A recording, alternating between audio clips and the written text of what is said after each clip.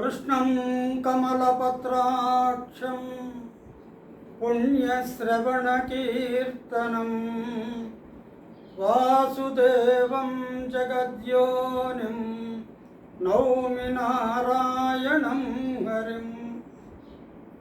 శ్రీకృష్ణ పరబ్రహ్మణే నమః. శ్రీమద్భగవద్గీత 15వ అధ్యాయము పురుషోత్తమ ప్రాప్తి యోగము అన్నమాట. ఇందులో మనం 11 శ్లోకాల వరకు చెప్పుకున్నాం. ఈ 12వ శ్లోకం నుంచి ఇప్పుడు చెప్పుకుందాం. ఇక్కడ ఏంటంటే యథార్థ స్వరూపాన్ని తెలుసుకొని వారి మహిమను గూర్చి వివరించాను అన్నమాట. ఇది ఇంతకుముందు చెప్పినటువంటి ఆ పరమాత్మ యొక్క యథార్థ స్వరూపాన్ని తెలుసుకొని వారి మహిమను గూర్చి వివరించాడు.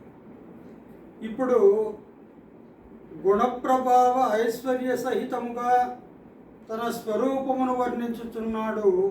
అంటే గుణాలతో కూడుకున్నటువంటి ఐశ్వర్యముతో కూడినటువంటి తన స్వరూపాన్ని వర్ణిస్తూ ఉన్నాడు భగవంతుడు ఈ 12వ శ్లోకం నుండి. యదాదిత్యగతం తేజో జగద్భాసయతేఖిలం యచ్చంద్రమసి యచ్చాగ్నౌ తత్తేజో విద్ధి మామకం. ఏమంటున్నా అంటే ఆదిత్యగతం యత్ తేజ. ఆదిత్యుడు అంటే సూర్యుడు. ఆదిత్యగతం అంటే ఏంటి? సూర్యునిలో ఉన్నటువంటి యత్ తేజ, ఏ తేజస్సు అయితే ఉందో మరి అదే కదా అఖిలం జగత్ భాసయతే. ఈ సమస్త చరాచర జగత్తునంతా కూడా ప్రకాశింపజేసేటటువంటిది ఆ సూర్యుని యొక్క తేజస్సు.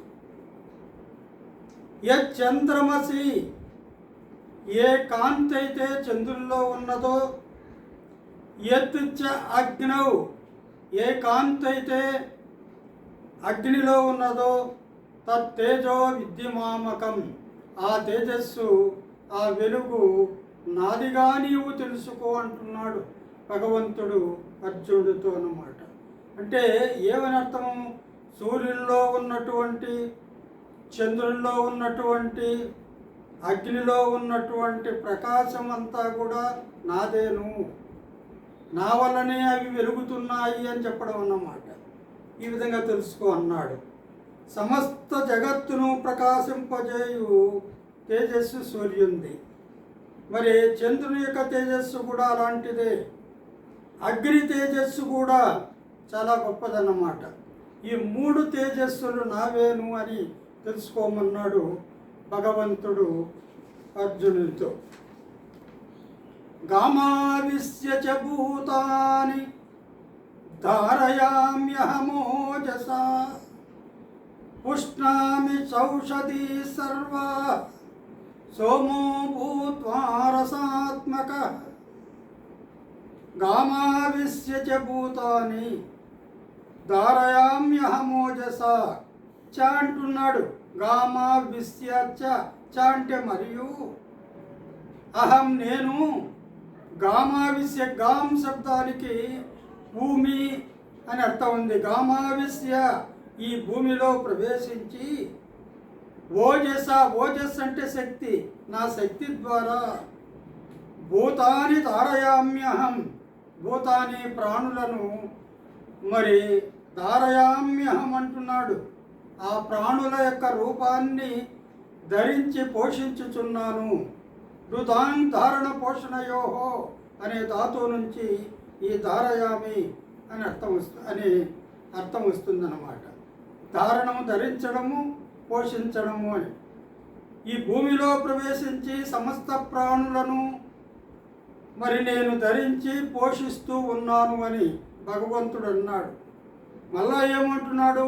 పుష్ణామి చ ఔషధీ సర్వాహ అన్నాడు. చ అంటే మరియు, ఇక్కడ రసాత్మక, రసస్వరూపుడగు సోమోభూత్వ అంటే అమృతమయుడైనటువంటి చంద్రుడినై సర్వాహ ఓషధీ, ఓషధులు అంటే వనస్పతులు అన్నమాట, మొక్కలు ఇలాంటివన్నీ కూడా, వాటిని అన్నిటినీ కూడా పుష్ణామి పుష్టిని చేకూర్చుచున్నాను అని అన్నాడు. అంటే జలమై మరి ఈ మొక్కలు వగైరాకి ఔషధులైనటువంటి వాటికి ఔషధులను నేను వాటికి పుష్టిని చేకూరుస్తున్నాను అన్నాడు. అంటే పృథివీందు ప్రవేశించి నేను నా శక్తి ద్వారా సకల ప్రాణులను ధరించి పోషిస్తున్నాను. రసస్వరూపుడునై అంటే అమృతమయుడైనటువంటి చంద్రుడినై ఔషధుల కొనక వనస్పతులన్నింటికీ కూడా పుష్టిని చేకూర్చుచున్నాను అని చెప్పాడు. కామావిశ్య చ భూతాని ధారయామ్యహమోజస. ఓజస అంటే శక్తి చేత ధారయామి, ఈ భూమిని ప్రవేశించి ఈ భూతాలన్నింటినీ కూడా నేను ధరించి పోషిస్తున్నాను. మరి అదేవిధంగా సోమోభూత్వ చంద్రుణ్ణై ఓషధి సర్వ అంటే రసాత్మకుడైనటువంటి చంద్రుణ్ణై ఓషధులన్నింటినీ కూడా నేను పుష్ణామి అంటే వాటికి పుష్టిని చేకూరుస్తున్నాను అన్న. దాని తర్వాత ఇంకా ఏమంటున్నా అంటే అహం వైశ్వానరో భూత్వా ప్రాణినాం దేహమాశ్రితః ప్రాణాపాన సమాయుక్తః పచామ్యన్నం చతుర్విధం. అహం వైశ్వానరో భూత్వా ప్రాణినాం దేహమాశ్రితః ప్రాణాపాన సమాయుక్తః అంటున్నాడు. అంటే అహం దేహమాశ్రితః ప్రాణినాం దేహమాశ్రితః ప్రాణుల యొక్క శరీరాన్ని ఆశ్రయించి ప్రాణాపాన సమాయుక్తః ప్రాణాపానములతో కూడుకున్నటువంటి వైశ్వానరుడనై, వైశ్వానరుడు అంటే జఠరాగ్ని అన్నమాట. పచామ్యన్నం చతుర్విధం 4 రకాల అన్నాన్ని నేను పచామి. పచామి అంటే ఏంటంటే జీర్ణము చేయడము అన్నమాట. పచ్చి శబ్దానికి అర్థం ఏంటంటే వండడం అంటే ఏంటి? తిన్నటువంటి దాన్ని జీర్ణం చేయడము. మరి ఇది అగ్ని యొక్క కర్తవ్యం. ఆ అగ్నిని నేనేను అన్నాడు ఎవరు? భగవంతుడు. అహం వైశ్వానరో భూత్వా అని. వైశ్వానరుడు అంటే ఏంటంటే వైశ్వానరాగ్ని అంటే జఠరాగ్నినై అన్నమాట. దాని తర్వాత ప్రాణినాం దేహమాశ్రితః చతుర్విధం అన్నం పచామి 4 రకాల అన్నాన్ని నేను మరి పచామి అంటే జీర్ణము చేయుచున్నాను అని. ఇక్కడ ఒక వివరణ చెప్పుకుందాము. అందరి శరీరములకు ఉష్ణమును చేకూర్చు అన్నమును చేయునట్టి అగ్ని సమస్త ప్రాణుల శరీరములో నుండును అన్నమాట.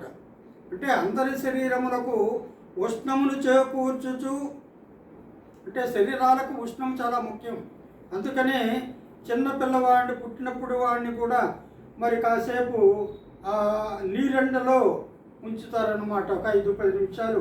అంటే ఎక్కువ గొప్ప ఎండగా కాకుండా అప్పుడే ఉదయించిన సూర్యుని నుండి వచ్చేటటువంటి ఆ సూర్యరశ్మిలో కాసేపు ఉంచుతారు. అంటే ఏంటి?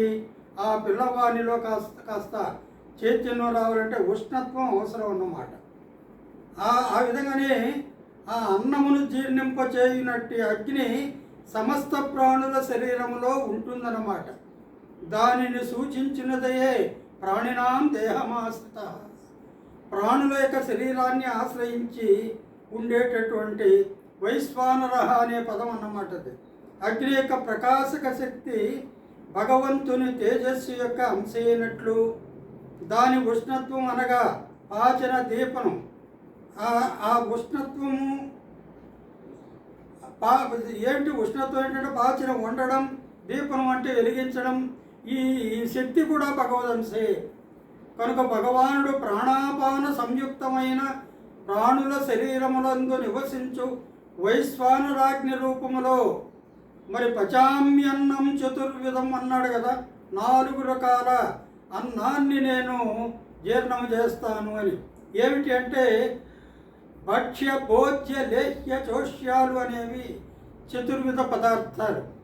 ఈ భక్ష్యాలు అంటే ఏంటంటే ఈ పంటితో దంతాలతో కొరికి తినేటటువంటివి, నమిలి కొరికి తినేటటువంటివి అన్నమాట. దంతాలతో నమిలి తినేటటువంటివి ఏమిటంటే భక్ష్యాలు. ఇంకా భోజ్యాలు అంటున్నాడు. ఈ భోజ్యాలు అంటే ఏంటంటే మామూలుగా మనకి ద్రవ పదార్థాలు అన్నమాట. తేనె, పచ్చళ్ళు మొదలగునవి ఇవి ద్రవ పదార్థాలు. కాదు పాలు, పెరుగు మొదలగునవి ద్రవ పదార్థాలు. ఇంకా లేహ్యములు అంటే తేనె, పచ్చళ్ళు ఇవన్నీ కూడా పీల్చడం అన్నమాట. దాని తర్వాత ఇంకా ఈ పీల్చేటటువంటివి ఉన్నాయి. ఏమిటి అవి? చోష్యములు అని అంటాం వాటిని. ఆ చోష్యములు అంటే ఏమిటంటే పండ్లు మొదలగునవి చోష్యములు. భగవానుడు ప్రాణాపాన సంయుక్తమైన వైశ్వానరాజ్ఞి అయి ఈ చతుర్విధములైన ఆహారాలను జీర్ణము చేయును. అది ఈ శ్లోకం ఏంటంటే మామూలుగా మనం భోజన సమయంలో ఈ శ్లోకాన్ని చెప్పుకొని భోజనం చేసేవాళ్లను మనం చూస్తూ ఉంటాం.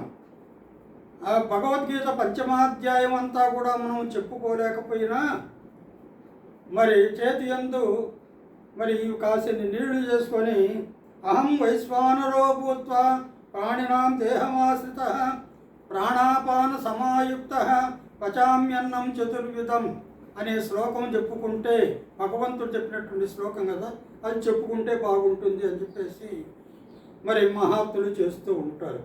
ఇంకా ఏమంటున్నాడు? సర్వస్య చాహం హృది సన్నివిష్టో మత్త స్మృతిర్జ్ఞానమపోహనంచ వేదైశ్చ సర్వైః అహమేవ వేద్యో వేదాంత కృద్వేద విదేవ చాహం. అహం నేనే సర్వస్య హృది సన్నివిష్ట, సమస్త ప్రాణుల యొక్క హృదయమునందు. సన్నివిష్ట అంటే అంతర్యామిగా ఉంటూ అన్నమాట, ఉంటాను అని చెప్పాడు. మత్త స్మృతి జ్ఞానం అపోహనంచ, మరి నా నుండే స్మృతి అంటే ఆ జ్ఞాపకం వచ్చేది ఎక్కడో ఎప్పుడో ఏదో ఒక వస్తువుని చూసుంటాం, ఎప్పుడో ఏదో ఒక సంఘటన చూసుంటాం, దానిని జ్ఞాపకం తెచ్చుకోవడమే స్మృతి అన్నమాట. జ్ఞానం అంటే తెలివి, అపోహనం అంటే కొంత జ్ఞానం వచ్చిన తర్వాత సంశయాలు కూడా వస్తూ ఉంటాయి, ఆ సంశయాలను పోగొట్టుకోవడం అపోహనం అన్నమాట. ఇవన్నీ కూడా నా వల్లనే అవుతాయి. వేదైశ్చ సర్వైః అహమేవ వేద్య, సమస్త వేదముల నుండి కూడా తెలుసుకోబడేవాడను నేనేను అన్నాడు. ఇంతకుముందేమన్నాడు? మరి నేనే స్మృతిని, నేనే జ్ఞానాన్ని, నేనే సంశయాన్ని తీర్చేవాడను అని చెప్పేసిన తర్వాత వేదైశ్చ సర్వైః అహమేవ వేద్య, ఈ 4 వేదాల ద్వారా తెలుసుకోబడేవాడను కూడా నేనేను అన్నాడు. దాని తర్వాత వేదాంతకృత్, ఈ వేదాంతకృత్ అంటే వేదాంత కర్తను కూడా నేనేను అన్నాడు. వేద విదేవ అంటే వేదాలను మరి తెలుసుకునేవాడను, అంటే వేదములను తెలుసుకున్నవాడను, ఎరిగినవాడను కూడా నేనేను అన్నాడన్నమాట. అంటే ఏమిటి ఇక్కడ?